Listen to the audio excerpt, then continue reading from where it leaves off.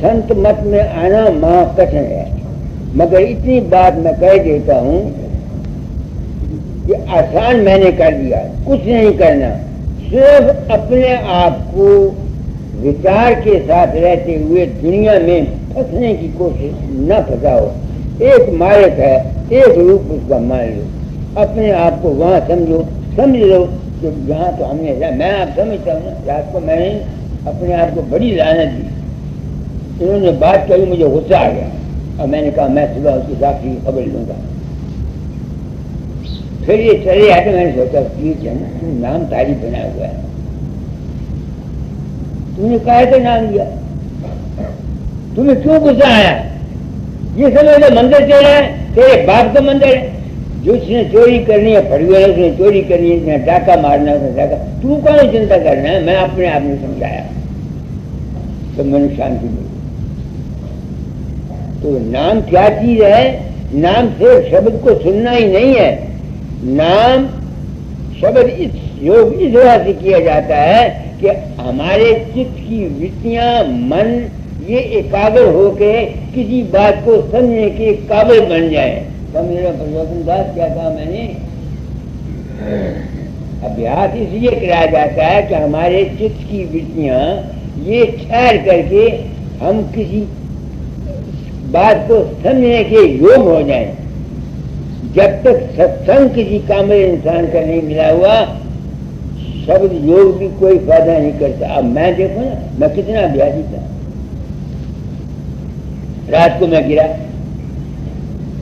रात को मैं गिर गया। क्यों गिर गया? कि मुझे गुरु ज्ञान भूल गया था। मैं भूल गया था कि मैं कौन हूँ। मैं तो फंस गया दुनिया में, मंदिर में अपना आप को फंसा लिया कि मेरा मंदिर है, तेरे बाप का मंदिर। मैंने रात को बड़ा अपने आप को कष्ट किया। तो आप लोग आ जाते हैं, मैं तो ऊंचा चला गया, मेरा अपना कर्म हो गया, आप लोग आ जाते हैं। मैं बहुत अब तो चाहता हूँ चाहता ठीक से आ जाए, ऐसे देते रहे। कितना सिर खपाऊँ, आप पर कोई मेरा एहसान नहीं है। मेरे दिल में जज्बा था कि जो कुछ मेरा अनुभव होगा बता जाऊँगा। इस रासानियों की बानी ने, इन गुरुओं ने ऐसी बानियाँ क्या कह दिया, हम गृहस्थियों को बेवकूफ़ पागल बनाया हुआ है। मैं ये बेखौफी से कहता हूँ, सच्ची बात को हमको बताता नहीं। गुरु के चरणों को धो के मैं भी मर गया पीता, आप भी पी के मर गए। गुरु के चरण प्रकाश हैं, नूर है। अपने अंतर प्रकाश के साथ को पकड़ो, तब गुरु के चरण पकड़ोगे। मगर ये हो नहीं सकता क्योंकि तुम्हारे मन में दुनिया की वासनाएं हैं, क्रोध है, काम है, लालच है, लोभ है।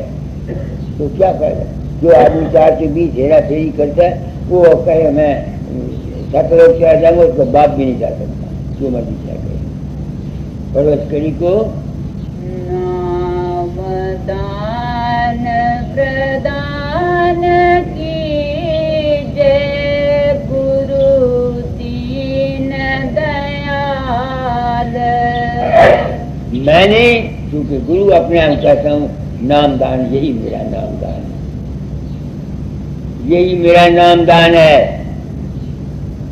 कि इंसान अपने विचार से अपने आप को समझे तू कौन है। ये दुनिया तेरी नहीं है, तेरा घर ऊपर है। वो शब्द जो सार शब्द है उसको पकड़, इतना झगड़ा है और कुछ भी नहीं है। आगे चरण का नित ध्यान सुमिरन चित न व्यापे काल। किस चरण का? प्रकाश का। गुरु के चरण प्रकाश हैं, प्रकाश को पकड़ो अगर पार जाना चाहते हो तो।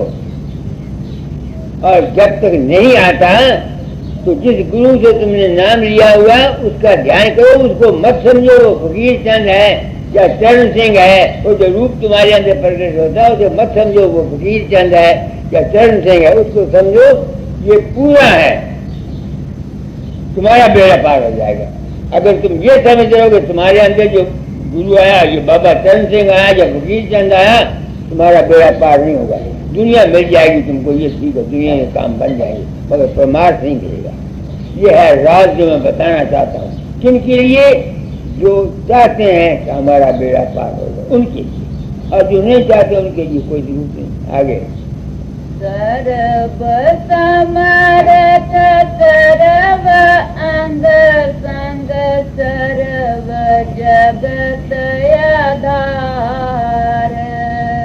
अब देखो, बाहर के गुरु की अगर ये अवस्थी होती तो क्या वो हर वक्त तुम्हारे साथ रहता? तुमने मुझे गुरु कर लिया कर तो क्या मैं तुम्हारे साथ 24 घंटे रहूंगा?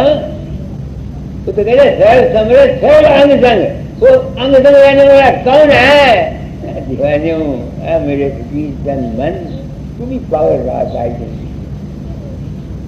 वो ताकत है, वो हर वक्त तुम्हारे पास रहती है, और वो है प्रकाश की ताकत, और वो है शब्द की ताकत, तुम्हारे अंतर रहती है। पर करी तो क्या लिखा है?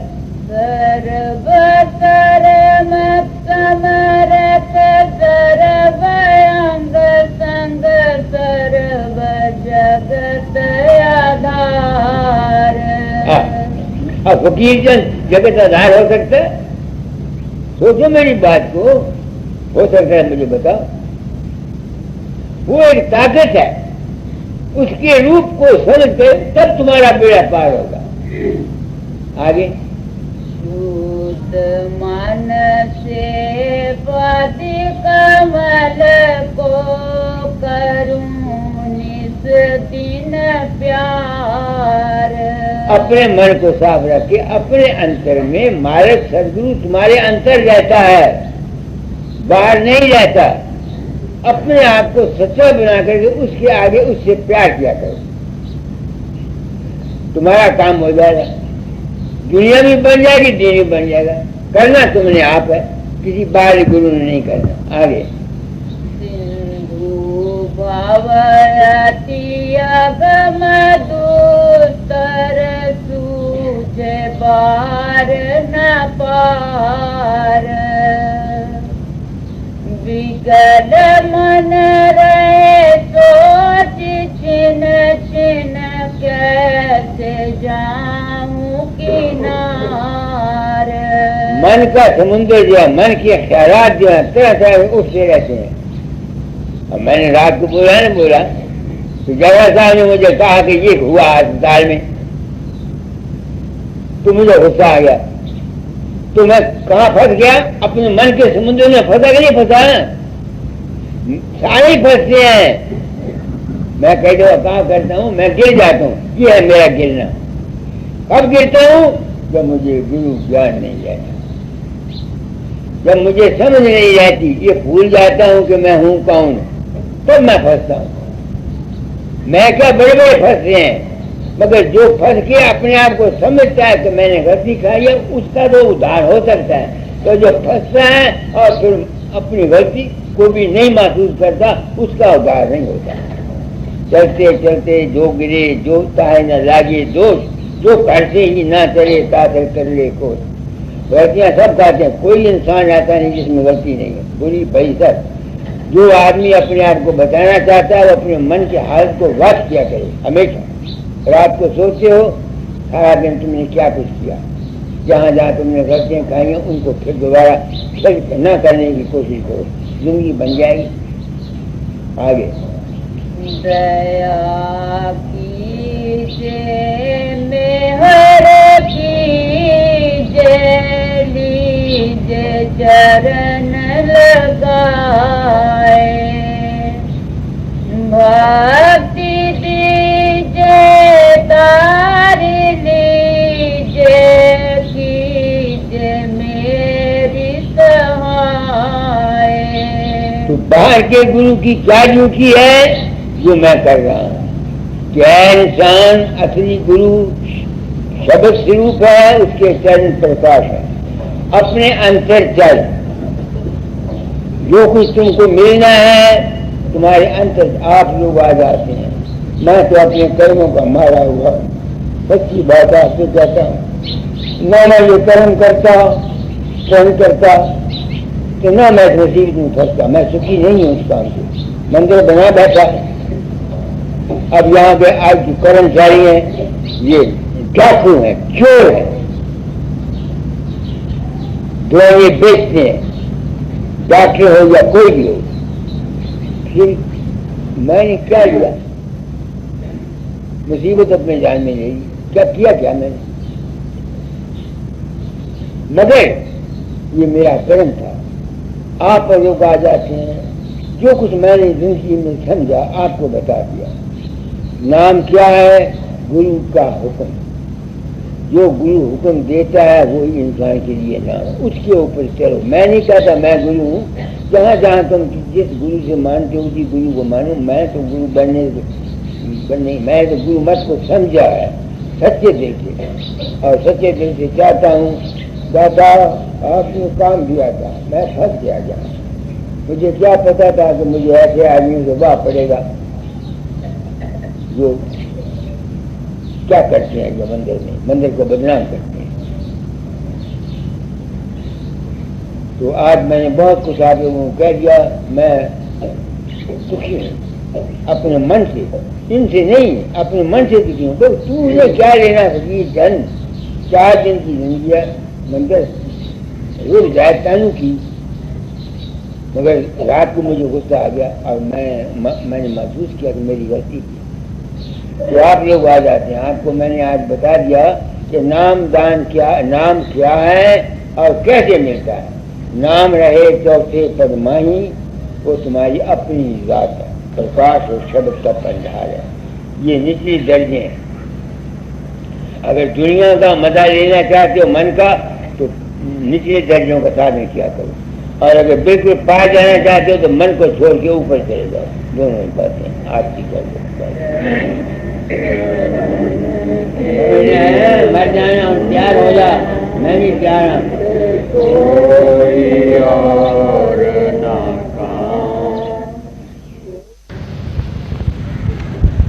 इंसान इस दुनिया में आता है, उसके अंदर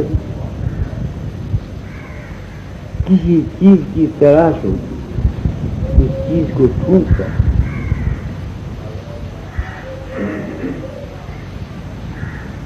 जिसको ढूंढता है उसकी कई शक्लें हैं।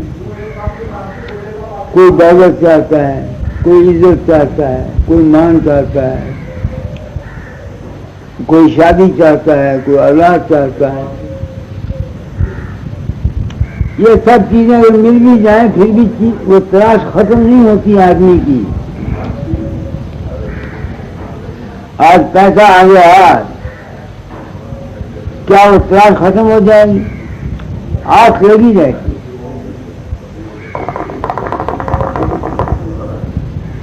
आज शब्द निकला था, कबीर कहता है, पढ़ो, अविनाशी दुल्हा। अविनाशी दुल्हा कब मिले हों, भगतन के रिछपाल। अविनाशी दुल्हा कब मिले हों। पता नहीं कबीर का अविनाशी दुल्हा क्या है, मुझे नहीं पता। इंसान एक ऐसी चीज चाहता है, उस खुरीद है कि जिसको हासिल करके फिर किसी चीज की जरूरत न रहे। एक ऐसी चीज को चाहता है, क्योंकि ज़ैबा बताता है ना, दौलत है हवस पूरी नहीं होती, कुछ ना कुछ चाह लगी रहती है।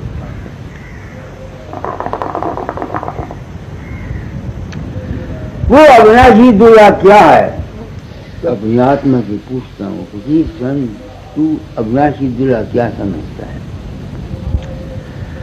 अविनाशी दुल्हा हमारी वो अवस्था है जहाँ हमको शांति मिलती है, तस्कीन मिलती है। और खावन करती है ना, उसे क्या मिलता है? एक किस्म का आनंद मिलता है और खुशी मिलती है।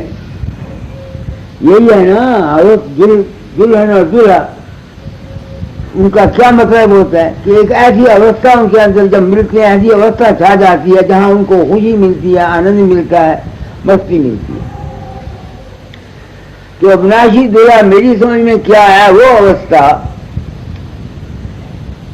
जहां इंसान अपने आप को बिल्कुल भूल जाता है।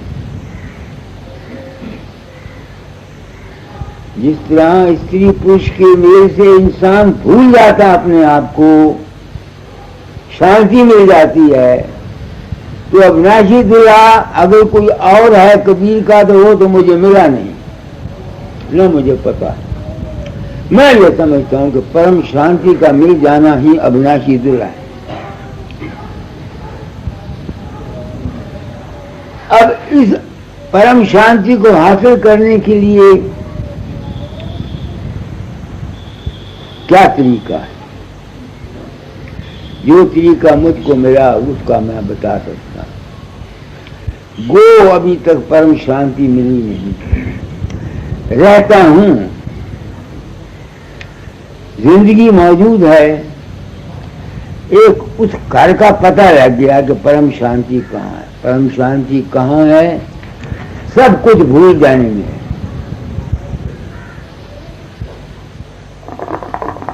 सब कुछ भूल जाने में परम शांति अधूरा है क्या? इसलिए पुरुष मिलते हैं, उनको एक किस्म की शांति मिल जाती है। जो उनके अंदर एक काम की अंग का एक जोश होता है वो खत्म हो जाता है। दूसरे में अपना ही दूसरा कब मिलता है? जब जिंदगी का जोश खत्म हो जाता है। जब जिंदगी की कश्मकश जो है, लाइफ की, जीवन की कश्मकश जो है, जब ये खत्म हो जाती है, उसके बाद जो अवस्था आती है, मैं उसको अविनाशी दूल्हा समझता हूँ। अविनाशी दूल्हा क्या है? हमारी वो अवस्था जहाँ हम परम शांति को हासिल करते हैं। इसका अवस्था तुम अपने काम अंग से लो, तुम अपने काम अंग से लो। काम भोगने के बाद क्या होता है तुम्हारा? एक किस्म की स्थिरताई आ जाती है, शांति मिल जाती है। यही होता है कि नहीं होता? तो जिंदगी जो हमारी लाइफ है, शारीरिक जिंदगी, मानसिक जिंदगी, आत्मिक जिंदगी, जब इनको शांति मिल जाती है, ये खत्म हो जाते हैं, यानी जिंदगी का खत्म हो जाना के बाद जो अवस्था होती है, जिंदगी में क्या है? जिंदगी में वासना है, ख्वाहिश है। जिंदगी में है क्या? ख्वाहिश है ना, वासना है हमारी। तो जब वासनाएं खत्म हो जाती हैं, जिस तरह काम की वासना खत्म होने के बाद, इसकी पुरुष की मेल के बाद उनको शांति मिल जाती है, इस तरह जिंदगी की वासनाओं के खत्म होने के बाद जो अवस्था रह जाती है, मैं उस अवस्था का नाम अविनाशी दूल्हा कहता हूं। ये मेरा अपना अनुभव, खबर नहीं मैं गलत हूं या मैं ठीक, इसका मुझे पता है। यहां तक शांति को हासिल करने के लिए मैंने बथेरे प्रयत्न किए। मूर्ति पूजा करता था, रामायण पढ़ता था, दादा दाद के शब्द पढ़ता था, ये करता था, अभ्यास करता था, साधन करता था, मगर वो खत्म नहीं होते। शांति नहीं, आनंद खुशी मिलती थी, शांति नहीं मिलती थी। आनंद मिलता था, शांति नहीं मिलती थी, तो मैं रोया करता था। तो दाता दाल ने मुझे ये काम दिया।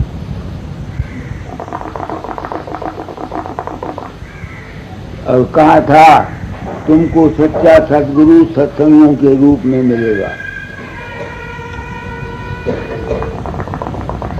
तो आप लोग की दया से मुझे उस शांति के घर का पता लग गया।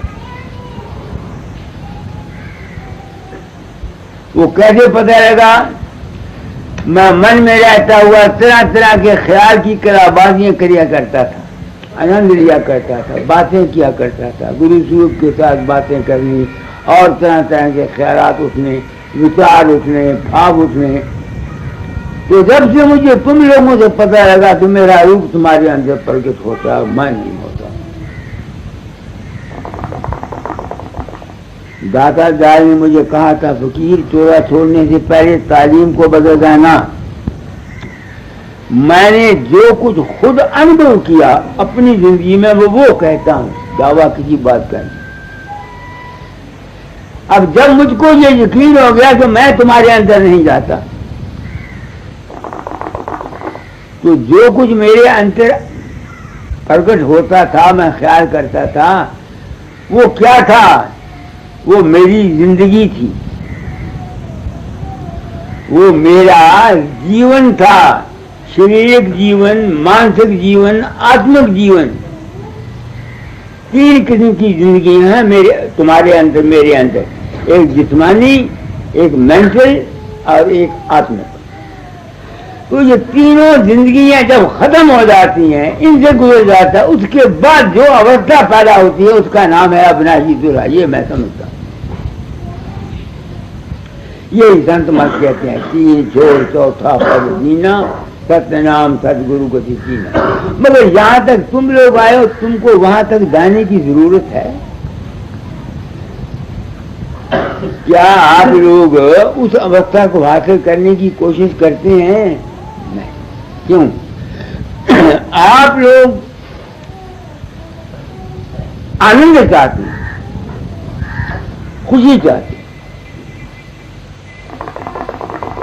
आनंद चाहते हैं, खुशी चाहते हैं। किसी के लड़का का नौकर नहीं हुआ, किसी के बच्चा नहीं पैदा हुआ, तो ये संत मत ऐसे आदमियों के लिए नहीं है।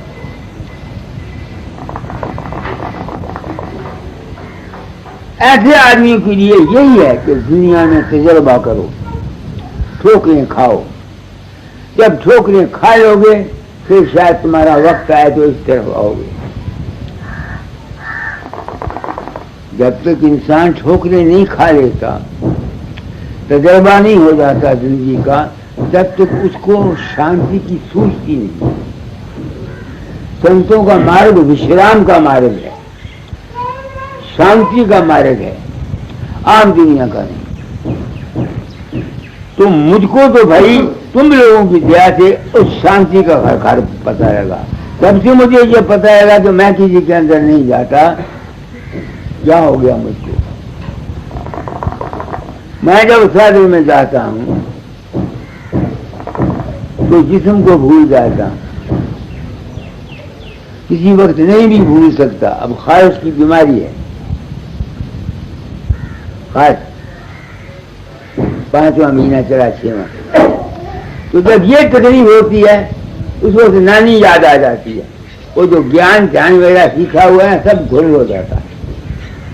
बात में सच्ची कहते हैं, तो मुझको ये तजर्बा हो गया कि जब तक जिंदगी है ये जरूरी बात है कि इंसान अपनी सेहत का ख्याल रखे। काया अगर ठीक नहीं है, मेरा तजर्बा बताता है, तो शांति भी नहीं है। या उस वक्त शांति मिलेगी जिस तरह बीमार को डॉक्टर क्लोरोफॉर्म दे देता है, फिर काटता रहता है, जिसम को सीता है, काटता रहता है, उस वक्त उसको पता नहीं लगता। या ऐसी अवस्था आ जाए कि शरीर से बाहर निकल जाए। असली मकसद है हमारा वो शांति। हम उसको हासिल नहीं कर सकते। क्यों नहीं कर सकते? क्योंकि हमको साधु का संग नहीं मिला हुआ। साधु क्या करता है? एक घड़ी आदि से पुनियाद, तुलसी संगत साध की कटे कोट अपराध।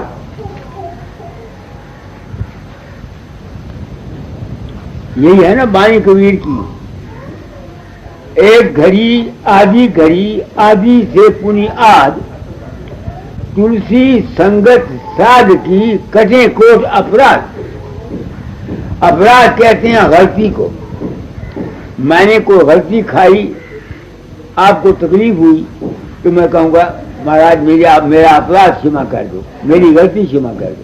तो जो हम गलतियां खाते हैं जिंदगी में, साधु के संग से उन गलतियों का पता लगता है, अगर हम चाहें तो फिर अपनी गलतियों को दूर कर सकते हैं। इतना ही है साथ की संगत की महिमा। बाकी जो कुछ तुम ये समझते हो कि साधु फूंक मारता है, ये करता है, वो करता है, दोस्तों ये सब पखंड का जाल है।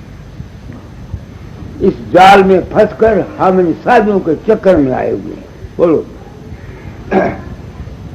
साधु आवत देख के चरणों लागो धार। साधु संग महात्म का अंग एक है, दो है?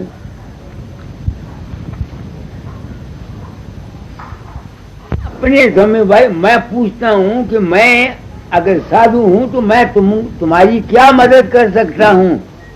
पढ़ो। साधु आवत देख के चरणों लागो धाय, क्या जाने इस भेष में हरे आपे मिल जाए। ये अब मैं पूछता हूँ, क्या साधु के भेष में परमात्मा मिल जाता है? ये सवाल है जो मैं नुक्ताचीन हूँ। तुम मेरे भाई हो, बहने हो, मैं अपनी नीयत से तुम लोगों को धोखा नहीं देना चाहता। सुनो क्या मैं कह रहा हूं। जमाना बदल गया। दाता ने कहा था चोला छोड़ने से पहले तालीम बदल जाना। मैं हूं संत सदगुरु वक्त। सदगुरु कहते हैं सच्चे ज्ञान को। इस वक्त में जिस सच्चे ज्ञान की जरूरत है मैं वो बता रहा हूं आप लोगों को। मैं भी कहता हूं कि बेटा बेटी स्त्री दो, किसको दो? तुम नहीं समझते। अपने मन की वृत्ति से बेटा बेटी स्त्री के साथ बंधो नहीं, फंसो नहीं। ये है इसका मतलब। ये नहीं कि बेटा बेटी स्त्री को साधु के हवाले कर दे रहो। साधु नाम है, साधु वो है जो त्रिकुटी में अभ्यास करता है, वो मन की साकारी जी को जानता है। तो जब तक तुम बेटा बेटी स्त्री के ख्याल को अपने आप को अलग, उनके बंधन से अपने आप को अलग नहीं करोगे, तुमको वो शांति कहाँ मिलेगी? जो शख्स बेटी के मुंह में है, बाप औरत के मुंह में है, पुत्र के मुंह में है, नहीं समझ में आती है, उसको शांति कहाँ? इसका असली अर्थ ये है, ये नहीं है कि बेटा बेटी स्त्री को साधुओं को सबूत करते रहो। मेरे ख्याल में आप समझ रहे हैं मेरी बात को। ये ठीक है बेटा बेटी स्त्री, इसका ये मतलब है कि अपने मन के साथ, इनके साथ जो तुम्हारा मोह है, जो तुम इनके साथ बने हुए हो, इस मोह को त्याग दो, तब तुमको वो चीज मिलेगी। ये नहीं कि बेटा बेटी स्त्री साधु के पास जाके छोड़ जाओ। जाके समझ में आती है बात आपको? बानी गलत नहीं है, सार भाव को कोई समझता नहीं है। बानी जाल महाजालम, ये बानी के जाल में जो फंसा बुरी तरह मारा गया। हम सब सत्संगी, मैं खुद बानी के जाल में कितनी मुद्दत फंसा रहा, मैं खुद बानी के जाल में कितनी मुद्दत फंसा रहा। आरतियां करो भाई। मैंने सोने के ताज बनाए, चांदी के हुक्के बनाए, सिंहासन बनाए, वो फोटो मेरी टंगी हुई है वहां। आरती के मैंने ये है आरत हो करके, दीन हो करके, नहीं समझ में आती है, अपने आप को अपने इश्क के सबूत अपने अंतर करो, ये है आरती। हम तो थाली में दीवा बाल करके आरती करते हैं। आरत के मैंने है, आरती आरत से निकली है ना, आरत के मैंने है जो दीन है। अपने अंतर में बैठकर सत्य होकर, दीन होकर के अपने मालिक से या अपने इष्ट से प्रार्थना करना, उसके शरणागत होना, ये सच्ची आरती है। बाकी की जो बाहर की आरती है, दीवा जलाना, धूप सुखाना, ये करना, ये करना, ये करना, ये सिर्फ बाहर मुक्ता है, इसमें असलियत नहीं। क्या काम है मासूम? आरती ठीक है, बेटा बेटी स्त्री का देना भी ठीक है, दुनिया ने उस अर्थ को समझा नहीं है कि उसका भाव क्या है। साधु के मिलने से क्या मिलता है? आदमी को खुशी मिलती है, मगर वो खुशी कैसे मिलेगी तुमको? साधु के बात को सुनकर, समझकर और विचार कर। सुखमणि साहब आपने पढ़ी होगी, उसमें क्या लिखा हुआ है? प्रभ सिमरन से पतवंते, प्रभ सिमरन से धनवंते, प्रभ सिमरन से दुख का नाश, प्रभ सिमरन से ये। आगे वो क्या कहते हैं? प्रभु का सिमरन साधु के संग करो।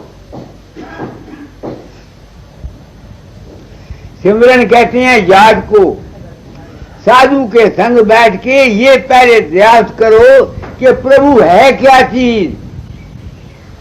इसका नाम है साधु के संग बैठकर प्रभु का सिमरन करना। सिमरन कहते हैं याद को। साधु के संग में बैठकर ये गोष्ठी करनी कि परमात्मा का रूप क्या है, प्रभु है क्या।